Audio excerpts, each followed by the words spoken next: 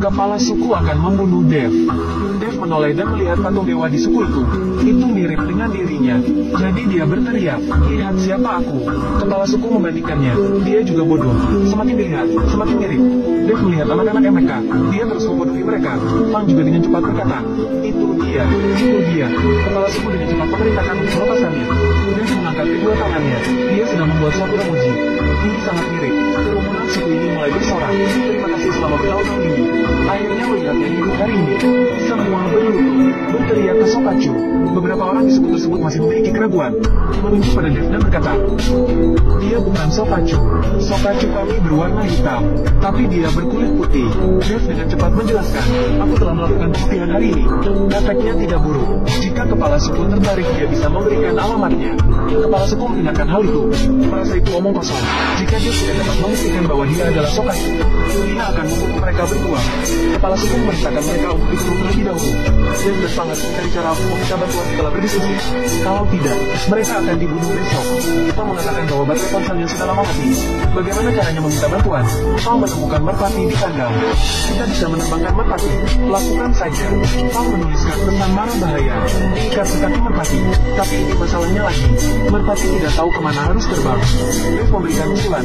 Biarkan merpati kecil pakaian yang kita kenakan, sehingga dapat menemukan tujuannya.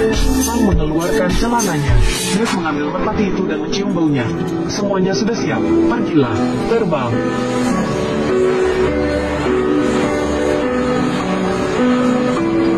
Kapan terakhir kali kamu mencuci benda ini? Itu tidak akan beracun kan? Rencananya gagal. Dev sangat serbaguna. Dia membuat generator manusia dengan tangannya, menghubungkan ponselnya ke generator. Selama ada listrik, mereka akan dapat mengirim pesan marah bahaya. Dev meminta Fang naik untuk menggerakkan generator. Jangan lihat Fang, dia terlihat terbunuh. Itu semua bengkak, tidak ada kekuatan sama sekali. Dia tetap harus kuat. Dia menggunakan kekuatan menyusui. Telepon akhirnya aktif. Namun, karena tegangan tidak stabil, ponsel berkedip dan memflash. Dihapus. Untung saja, pemandu mencari kedutaan, melaporkan berita kehilangan kedua orang ini. Kedutaan mulai mengatur penyelamatan. Keesokan harinya, keduanya dibawa ke hadapan kepala suku. Kepala suku memberikan dua pilihan pada mereka. Mereka akan dibunuh atau menunjukkan kekuatan Sokachu. Dev bahkan tidak memikirkannya. Dia memilih untuk menunjukkan kekuatannya. Fang berkata, kamu tidak punya kekuatan supranatural. Dev berkata untuk menggigit peluru. Apa yang sedang terjadi? Ini lebih baik daripada pembunuhan. Fang juga merasa itu benar. Dev pertama kali melakukan trik sulapnya. Inilah hati eksternal lainnya.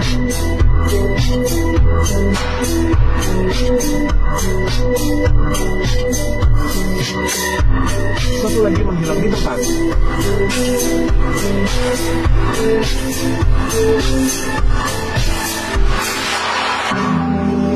Serangkaian perlakuan Dev ini membuat semua orang tertawa.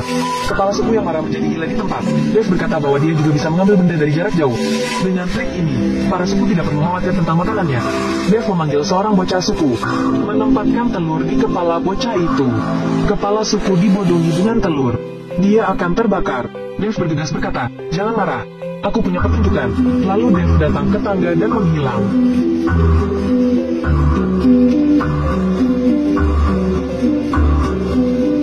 Kali ini kepala suku benar-benar marah.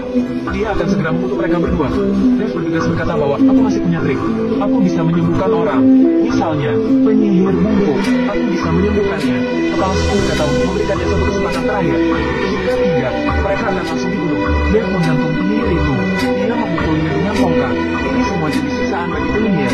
Hasilnya, penyihirnya menjadi lebih baik. Semua orang meneriakkan Sokachu lagi. Dev menjadi dewa di suku tersebut. Fang juga mengikuti. Dia menjadi Tuhan penolong untuk menunjukkan rasa hormat pada dewa. Kepala suku meludahi wajah Dev.